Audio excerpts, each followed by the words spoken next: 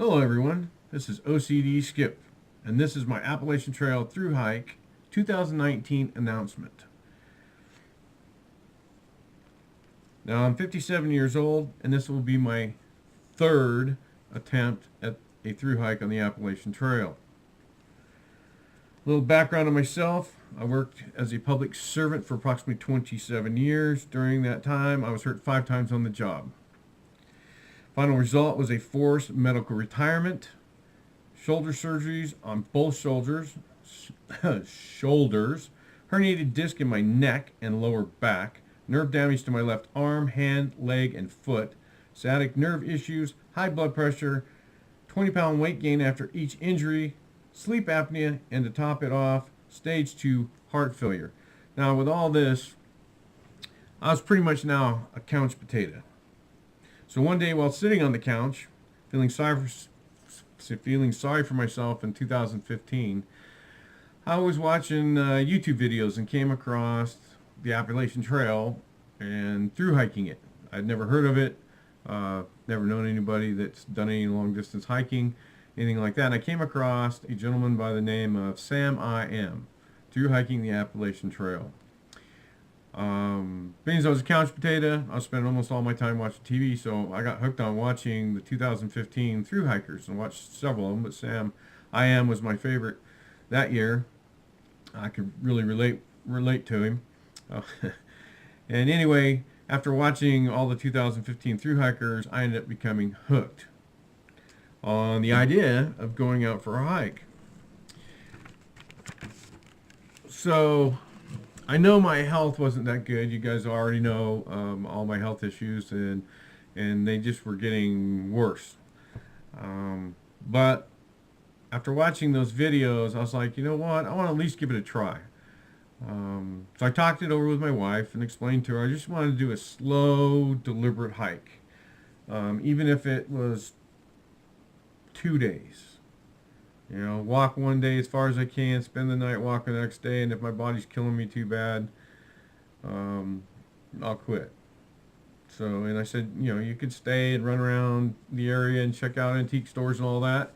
And then if I need to go home, then we're done and I'll end the stream. She goes, well, first, she thought I was crazy. She goes, you got to be nuts. You can barely roll out of bed and walk into the kitchen. You really have a tough time going from the house to the car. What makes you think you can hike this? And before I could answer, she thought, and the sweetheart she is, she goes, well, if this is something that you want to do or something you need to do, she goes, I'm behind you 100%. Let's do it. So with that, we researched through a lot of the thru hikers on YouTube of what kind of gear we need, what's the best to do, so I'm not buying things 2 or 3 times before I get what I need, that type of stuff. So we ended up buying all my gear. With all that, I ended up stepping on the Appalachian Trail in 2016 in March for the very first time in Springer Mountain heading northbound. I was all excited, started hiking, and had no clue of the terrain difference from where I live to there, what a mountain is in Georgia compared to a mountain in my state. So it was very difficult. I wasn't making near the mileage that in my brain I thought I could do. I was only doing, 6 miles was killing me. It was taking me all day to do it. So it took me a couple days to get Sassafras Mountain. Sassafras kicked my butt getting up it. I get to the top of it. I'm feeling lightheaded. I'm tired.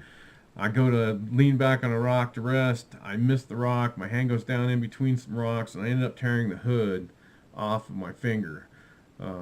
Which then you have no control of this one, and it really affects these 2 over here. So now I can't really hang on to anything. I can't grip anything. And my finger's basically pointing, let's see, over this direction. And so I'm sitting there going like, well, it must be out of joint. I played sports and rodeoed and done a bunch of stuff. So I've had a lot of dislocated fingers, so I'm figuring it's just dislocated. So an older group comes up about 10, 15 minutes after I do this. I show them what's going on and ask them if they can pull on it and try to get it back in, because I've been yanking on it and I can't pull on it hard enough to get it in.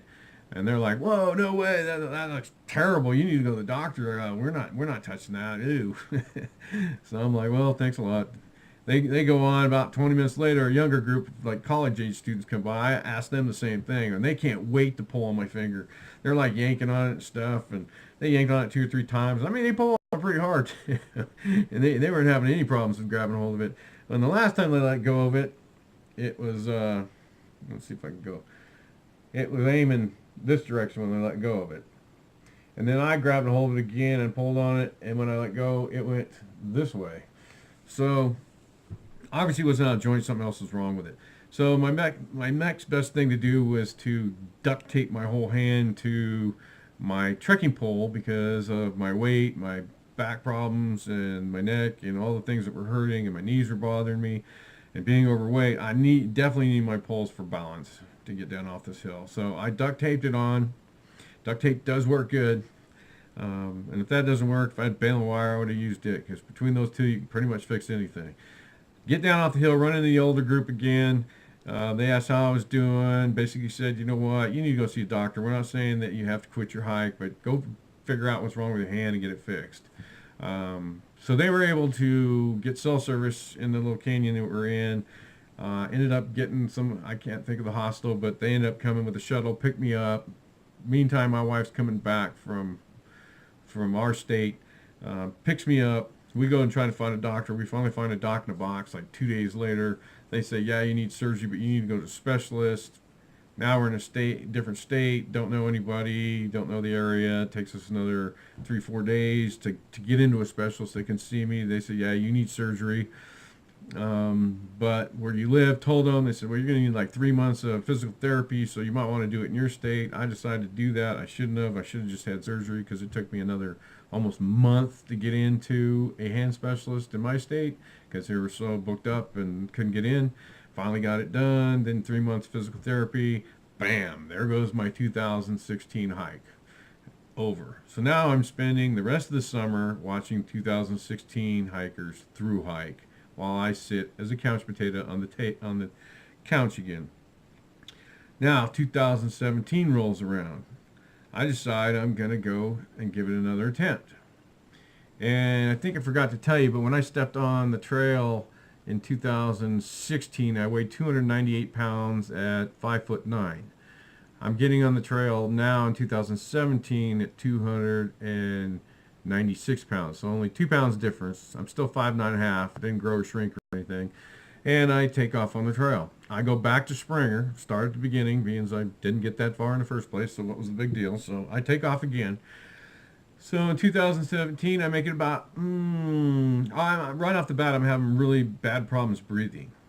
And at this time, I didn't know I had stage 2 heart failure. So I didn't know. I figured I was just, being a fat guy, fat butt, obese. Don't like either one of those, but truth's the truth. That's what I was, gaining all that weight from every injury. I gained like 100 pounds through those 5 injuries. So anyway, I take off, having troubles breathing, don't really understand. Figure it's just because I'm fat. I make it 100 miles. Now my knees are bothering me. I'm having a lot of problems with them and stuff. I figure, well, heck, I'm just going to keep pushing on. So I push on, and I make it to Davenport Gap on the north side of the Smokies. I come down off of there. I can barely walk. I've got like softball size, like liquid-filled pouches on the outside of both my knees, and I can't bend them and stuff. I have my wife come pick me up at that end, and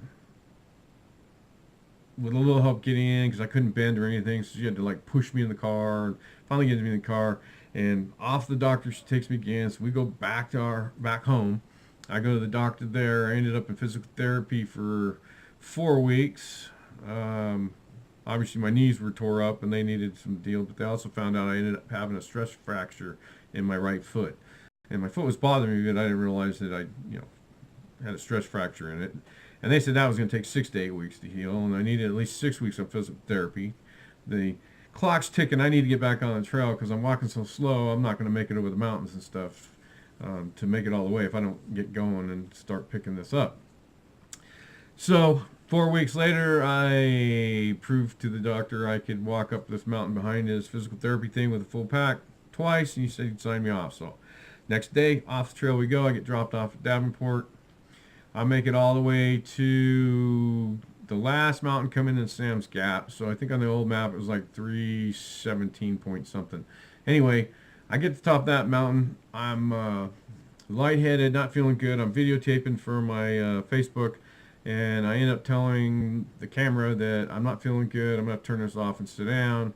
Next thing I know, 20 minutes later, I'm waking up face down after blacking out, face down, wedged between the ground and a log. Wake up disoriented, don't know where I'm really at. For a few minutes, I didn't know even what I was doing out there. Remembered that my wife was picking me up because she happened to be back in the area and was going to visit with me and take me to dinner and in a motel for the night and get a shower and everything. And so I called her, explained to her, or she goes, "What happened?" Because she was watching me on Spot Me and going like, I was only like 2 miles from her. She's like, "Where are you?" She goes, "What'd you stop for?" And so I explained to her what I thought happened and stuff. And about that time, a young couple came by, and they were day hiking, and they knew something was wrong with me. They asked if I needed help and what they could do for me and stuff. And I told them basically what I thought happened. They talked to my wife for a minute, so they knew which way to take me. And they said that they were going to walk with me all the way down. I says, "Well, you don't have to do that. It's going to take. I'm going to have to stop every 30 to 40 minutes or 30 to 40 yards to rest and breathe." And they said, "That's fine. We'll get you down." So that God bless them. They stayed with me all the way to the bottom of the hill. My wife loaded me up. Off to the doctor we go again. They ran a battery of tests for about 3 weeks on my heart and all that stuff, and that's when they came to the conclusion I had stage 2 heart failure. Bingo. That's why I couldn't breathe. Makes sense now, but I didn't know. So that ended my 2017 hike. Again, I spent the summer watching other people hike the Appalachian Trail. Watched a lot of great people, through 15, 16, 17, and all that did was inspire me to keep trying. And I'll name some of the ones that I want to thank, but I want to basically thank all the thru hikers that were posting things because that kept me motivated. So 2018, I'm getting ready to go again. I ended up getting really sick, couldn't figure out what was wrong with me. Our dog got sick, took him to the vet. My doctor couldn't figure out what was wrong with me, took the dog to the vet, running blood tests and stuff on them. My dog ends up passing away of organ failure, but her test comes back that she was positive for Lyme disease. Then my wife goes, "You have a lot of symptoms the dog had, so maybe you should get tested." So off we go. I get tested, and lo and behold, I come back with Rocky Mountain spotted fever. And I guess it had it for a while because a lot of the symptoms that we had been talking about I've had, the achiness, sleeping. I mean, I was sleeping 22 out of 24 hours towards the end before they figured out what was going on. I mean, I was only getting up to go to the bathroom or eat. My joints hurt so bad. I mean, I was done. So anyway, after all that, I spent like 2 months on antibiotics where finally I started feeling better. And then I ended up with the shingles. And boy, was that a butt kicker. It latched into my nerve that I already have problems with where my herniation is. It grabbed a hold of that neck nerve and went down in through my right arm, down through my elbow, and all the way down into my thumb and hand, and blistered up and aches and pains. And there's nothing I can do for that. I didn't know that. Didn't really know much about shingles, but that took a few months for it to go away, and finally the irritation and the blisters and the pain quit. I mean, excruciating pain that you can't do anything for. Can't really do anything with it. Try to numb it up, but anyway, so by the time all that healed up, 2018 was the worst. So I spent another summer watching everybody else hike. Well, now it's 2019, and I got cleared by all my doctors to go. I just got cleared yesterday by my heart doctor. She says that I was doing really good. This time I should be stepping on the trail, and I will weigh before I go, but I'm down in the 260 range, but I kind of fluctuate. So I go between about 265 to 269. I've been staying in there, just bouncing back and forth in there. So I will be 20 to 30 pounds lighter than I was before, which I feel a lot different. and I'm going to be ready to go. I am going to start at mile marker 319 at Sam's Gap, is where my wife's going to take and drop me off. I'm going to head northbound. I'm going to try to complete my 2017 hike so I can get a certificate for that one. And if I feel good, if I make it and I feel good when I get done with Katahdin, I will then get a ride or fly back and go back to Sam's Gap and head southbound. And then once I reach Springer, then I'll complete my thru hike for 2019. So actually I'll hopefully accomplish two things at once. I would like to thank the following Appalachian thru hikers for keeping my dream alive during my downtime: Sam I Am, Spielberg, Bigfoot, Dixie, Scoutmaster, Early Riser, Probation Termination, Pee Wee, Handstand and Luke, Evan, Fresh Ground, Red Madge, Joyful Rambler, and IB Tat. Thanks guys for keeping me motivated and keeping my dream alive. One for you guys and watching you guys. I wouldn't be trying to go one more time. This is going to be my last try. Attempt at a thru hike. My wife says she will not support another one after this. She'll support section hiking, but she's not going to support a big one, and I totally agree with her. But I'd also like to thank my doctors, who my wife said the only way she was going to allow me to do it one more time was I had to get clearances by everybody. So I'd like to thank my physical therapist, my pain doctor, my general doctor, my orthopedic doctor, my heart doctor, and other specialists that have supported my dream and have tried to keep my body glued together long enough to finish this trail. So again, this is my last try. Thank you everybody for watching, and I hope that everybody will enjoy what I put out. What you see is what you're gonna get. Basically, I'm gonna be filming an old, fat, decrepit, medically retired, beat up old guy, and that's what you're gonna get. Whatever it takes, I'm gonna film all the little things like trying to get out of bed and get moving, and things like that, and what I'm eating, and maybe a little bit different perspective because I can't put the mileage in that everybody else does, so I'm gonna have to keep myself amused. But if it's any indication, my last two hikes and stuff, I never passed anybody. Everybody passed me, and usually I look so bad. It wasn't, "Hi, how are you?" It was, "Are you okay? Do you need help? I can help you get you off the hill," that type thing. So hopefully this time around, even though I still won't be getting the mileage, I won't be looking so bad that everybody feels sorry for me or wants to get away, because if I go down or have a heart attack, they don't want to be the ones that have to work on me. So anyway, I really would appreciate the support. I've never done YouTube before. I've only watched it. So I got to try, after this one, filming this, I got to try to figure out how to work it and open a page. So bear with me. But please follow me. Support me as far as likes and subscribers or whatever. Just those things. I'd love to see comments too, but I know it's hard to write comments and keep up with that stuff. But just pushing the like button lets me know that people care, and that they're following you, and they're actually with you, and you can feel that. I could feel that with my Facebook family. When I was getting down and stuff, I just look at it and go "Oh, everybody's still following and everything," and that would lift my spirits and get me to push on. So anyway, thank you very much. It's been great talking to everybody. I hope you guys have a great day. And I know it's short notice, but I just got clearance and I'm not waiting. I'm leaving next Wednesday, and I will be on trail on 3/7/19. So next Thursday, I'll be hiking. So within a couple days of that, you should see my first videos. So anyway, take care. Please like and subscribe when you see this stuff, and hopefully I see you on the trail, or I see you on this page. You guys take care. Thank you.